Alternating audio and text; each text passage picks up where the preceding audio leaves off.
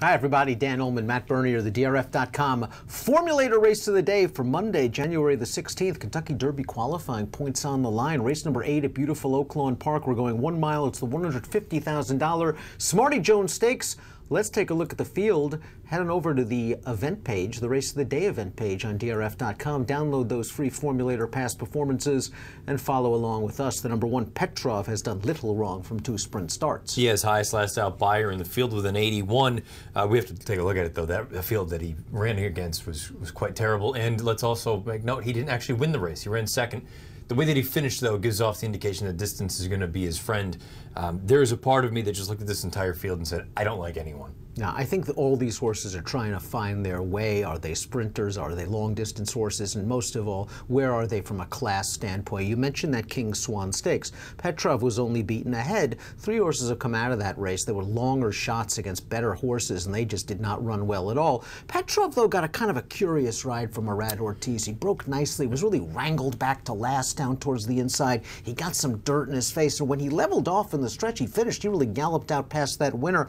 At least we know he'll take some dirt. He draws the inside here, and he can be forward. Yeah, and you also look at the way that this race sets up on paper. I think there are a couple of horses that need to have the lead or want to be forwardly placed.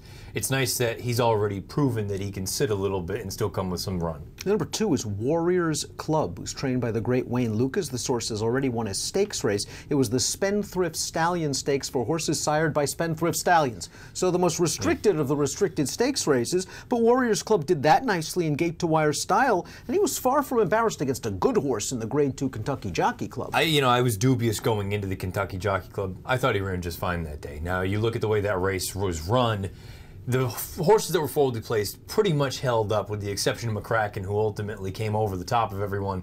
And look, he looks like he's on the short list of Kentucky Derby contenders. I thought this was a good effort from this horse. I think in many ways he's the horse that they need to beat. Not uncontested, who we'll talk about in a little bit, who also comes out of that race. Unlike Petrov, he's got that route race Warriors Club. Mr. Lucas likes to win races at Oak Lawn.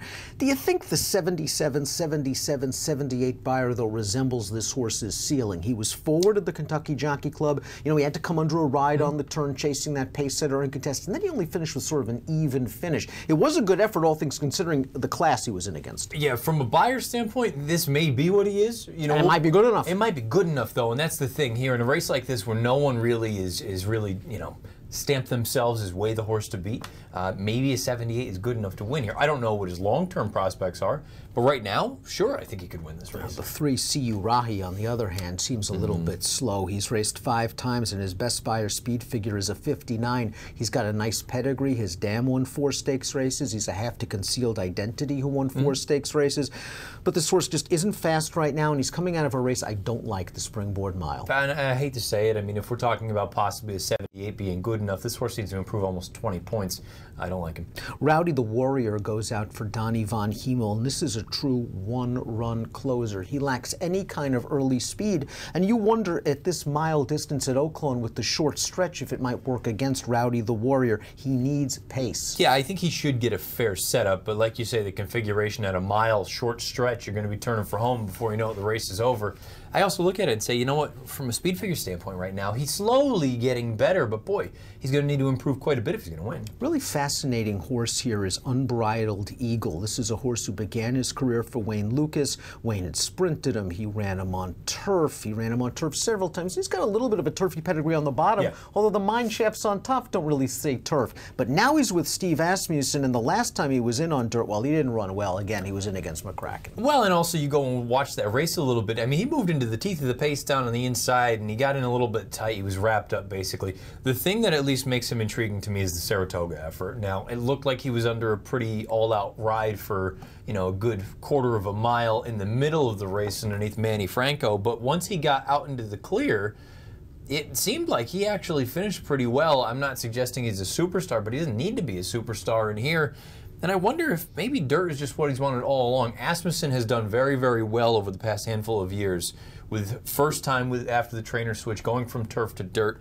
I think this is an interesting horse. His form might be dirtied up, right? His career debut came against Thirst for Life, who was the bee's knees at that point, plus Wayne doesn't win first out. Then you've got the turf races, then you've got the win at Saratoga, and then you've got that race that you can forgive against a very good horse, McCracken, and now you've got Asmussen, an interesting runner.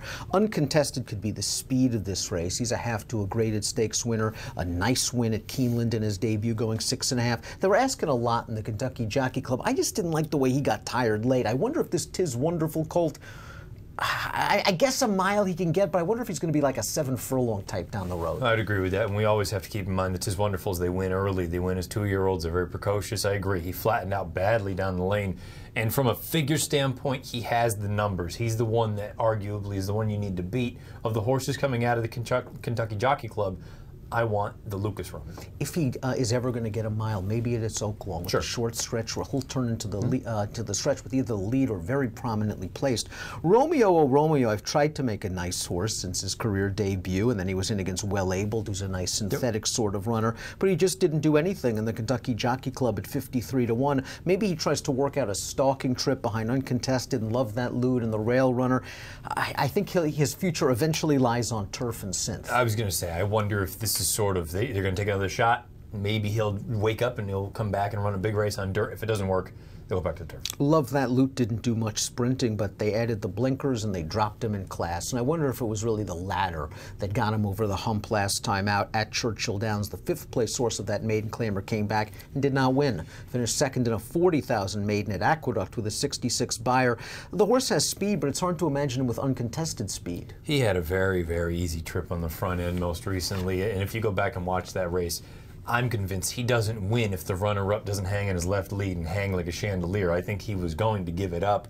I can't support him. This is a tread lightly race for me, but let's take a look at our picks for Monday's race of the day, the $150,000 Smarty Jones Stakes. Petrov got the Fig and the King Swan, and while it wasn't, the race has not come back strong as of yet, I like the professionalism at least he showed in that race. For me, I'm curious to see if he wants the distance. Jose Ortiz is here to ride. The other thing, too, to keep in mind, it's not as though that figure is a sort of a one-off. His debut, he got a reasonable figure against a group like this. That almost makes him fast enough to win as is. I'm going to go with Unbridled Eagle. I'll take a shot on sort of the outsider, the unknown in here. I just think getting back to the dirt, maybe that's what he's wanted all along. And it's not that, obviously, Wayne Lucas knows how to train a horse, but I like the move over to Asmussen. He's done well with these in the past. I'll take a small shot with him. And I like this 2-turn distance for him. You know, you mentioned that 7 furlong race. They were kind of scrubbing on him. I think he's going to be a grinding type that's going to want longer distances, especially those around 2 turns. Smarty Jones is a fun race, folks. Monday, there's a fun card at Oaklawn Park, and if you're playing that card from home, DRF Bets is the way to go, because when you sign up to DRF Bets right now, you get $100 worth of free bets, you get another $100, and you get a $25 free bet. It's a great deal. You want to try DRF Bets risk-free this winter. The Smarty Jones $150,000 stakes race has an approximate post time of 4:38 Central. Best of luck.